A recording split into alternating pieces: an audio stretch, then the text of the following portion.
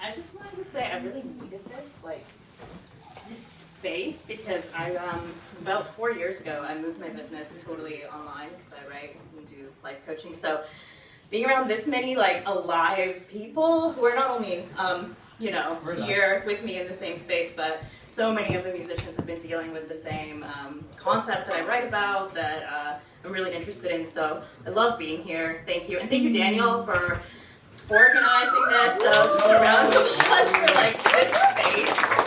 Yeah, it's been amazing. Just a little background about the book. This is my second book. I wrote my first book after I went through a really hard time. I had some mental health issues. I had an eating disorder. I have some tattoos I regret. So, yeah, and after I went through that hard time, I had this thing I kind of called a spiritual awakening, which led me to writing my first book, The Love Mindset. And so that was about 5 years ago, and I've been in self-help ever since. So I write kind of a inspirational self-love, self-help, self-awareness kind of stuff. And this book, I had the title of this book picked out when I first started writing it 4 years ago, because I thought it's an awesome title. It's called The Art of Talking to Yourself. I thought it was cool.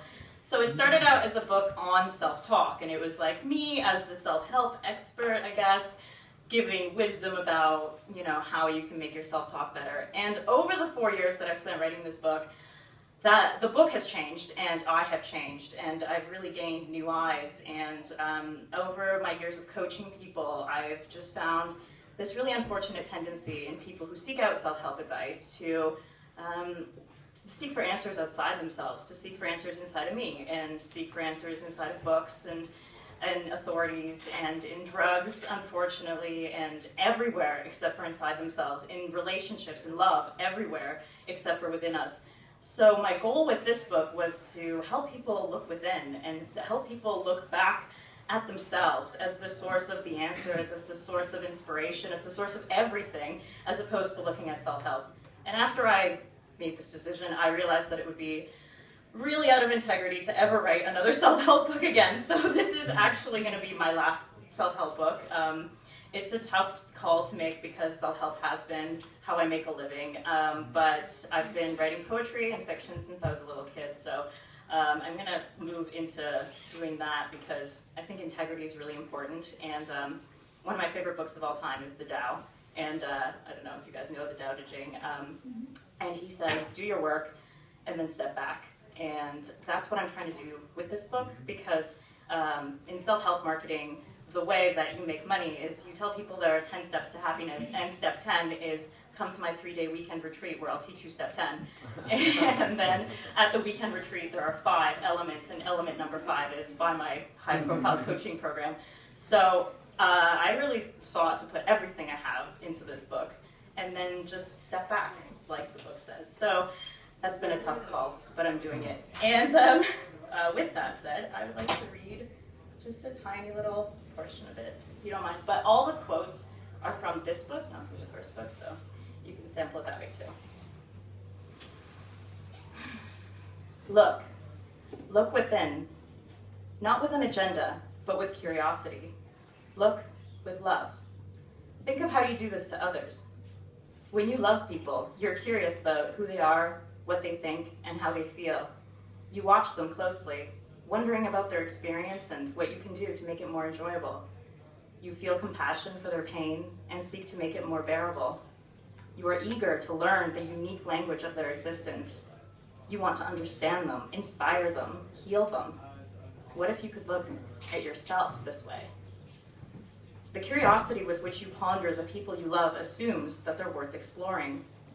Do you assume the same about yourself? Do you know how many undiscovered riches there are in your experience?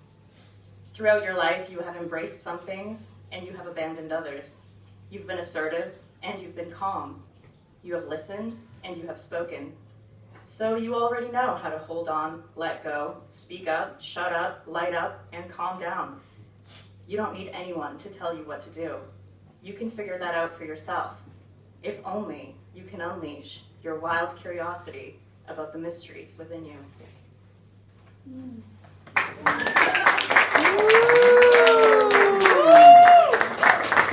I should mention too, so I said I sold all my stuff. So I don't actually live in the city. I'm only here for like a little bit of time. So I don't usually like come out in person behind my computer and do stuff. So if you want a signed book, this is a good time to get it because I never do this. So yeah, that's it. Thanks for being here. Thanks for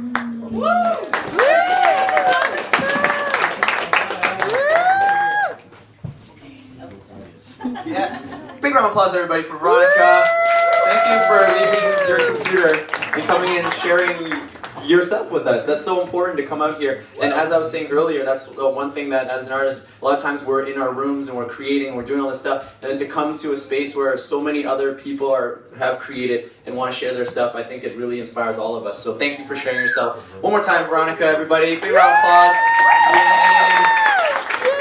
And also, she has so graciously offered to give away one of her books right now, in this moment, at this time, in this space, right here, right now. Did I say right now? Okay, good, good. Okay, so if anybody, this is one of those things where you put it out there and then you take a step back like you just said. So what I would like to do is now this microphone is open and the first person to come up here and share something of their life in their art is going to receive this book. So enjoy. Oh my